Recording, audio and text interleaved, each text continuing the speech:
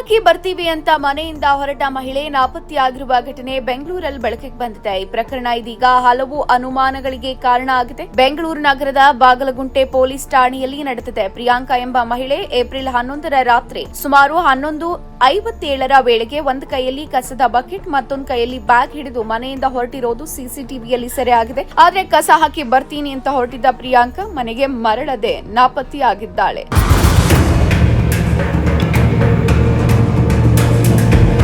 ಮಹಿಳೆ ತನ್ನ ಪರಿಚಿತನಾದ ಪ್ರಭು ಎಂಬಾತನ ಜೊತೆ ಮನೆ ಬಿಟ್ಟು ಹೋಗಿದ್ದಾಳೆ ಎಂಬ ಗಂಭೀರ ಆರೋಪವನ್ನ ಪತಿ ಶರತ್ ಕುಮಾರ್ ಮಾಡಿದ್ದಾರೆ. ಪತಿ ಕೆಲಸಕ್ಕೆ ಹೋಗ್ತಾ ಇದ್ದ ಸಮಯದಲ್ಲಿ ಪ್ರಿಯಾಂಕಾ ಮತ್ತು ಪ್ರಭು ಭೇಟಿಯಾಗ್ತಾ ಇದ್ರು. ಈ ವಿಚಾರವಾಗಿ ದಂಪತಿಗಳ ನಡುವೆ ಗಲಾಟೆಗಳು ನಡೆದಿದ್ವು. ಇದೇ ವೇಳೆ ಪ್ರಭು ಪ್ರಿಯಾಂಕಾಗೆ ಹಣ ಸಹ ನೀಡ್ತಾ ಇದ್ದ ಅನ್ನೋ ಆರೋಪ ಇದೆ.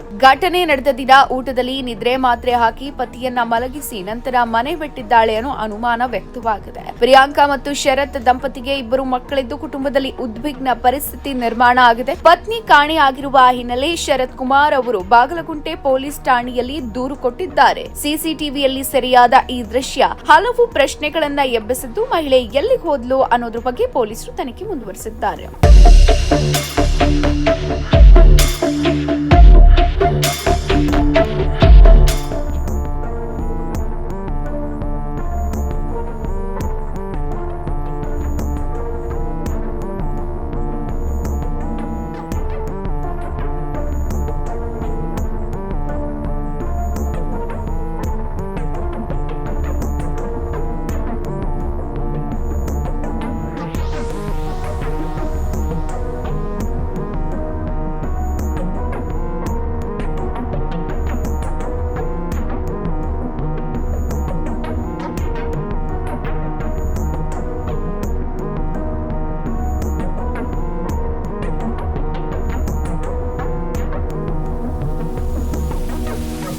ಇನ್ನಷ್ಟು ಹೆಚ್ಚಿನ ಮಾಹಿತಿಗಾಗಿ ಸಪ್ತರ್ಷಿ ಟಿವಿ ಕನ್ನಡ ಯೂಟ್ಯೂಬ್ ಚಾನೆಲ್ ಅನ್ನು ಸಬ್ಸ್ಕ್ರೈಬ್ ಮಾಡಿಕೊಳ್ಳಿ.